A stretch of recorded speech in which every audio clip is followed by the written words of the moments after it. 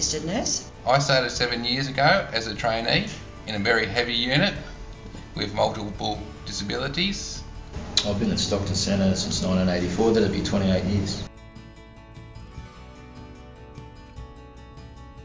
The clinical skills that I have, and I suppose the intrinsic skills of identifying signs and symptoms of illnesses and ailments that come along with a disability. When you start a shift, you walk around, you see every client, you see every staff member. You have to do that to make sure that everything's safe. So you do your risk assessments every time you start.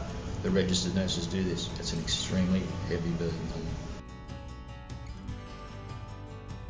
I've noticed when I first started on the units, there were quite a number of registered nurses on each unit.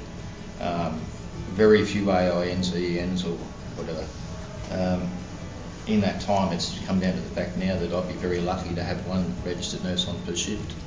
At the time, we had over 20 clients in our unit, and there's probably 23 or 24 clients in the second unit. And one registered nurse? One registered nurse.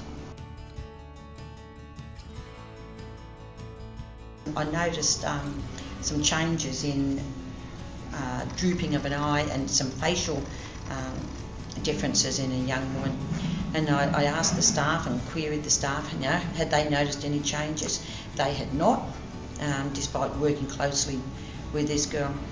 I contacted the medical officer who came, and just based on my clinical assessment that there had been these minor changes, a brain scan was undertaken which identified a frontal lobe brain tumour. And what do you think would have happened for that client if you had not detected that? I should have died. On this particular day, shift that this nurse had just finished with, one of the clients had fallen out of bed.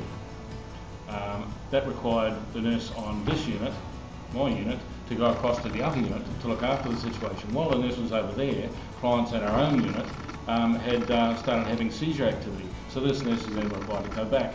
The point being here really is you've got one RN who's supposed to be looking after the keys because of security reasons, etc., drug keys and what have you, but not required or paid to look after a second unit. But then this nurse here was told, of course, by people higher up the ladder, that she's supposed to be can go over and look after the client in the other unit. Well, how can they do 2 units, get paid for one, and at the end of the shift think they've done a decent job? Who's in charge? Who's really making decisions?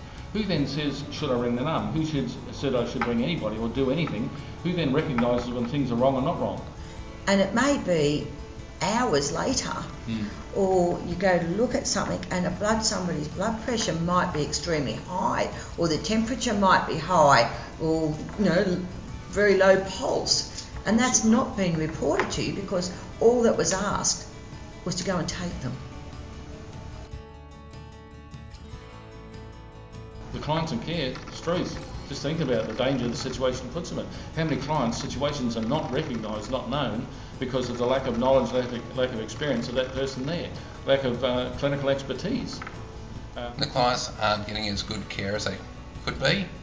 I think because of the lack of registered nurses that we do have here, it places a tremendous amount of pressure on those people to perform adequately.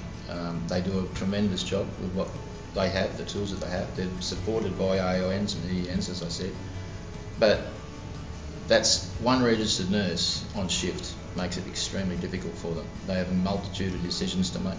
The client could be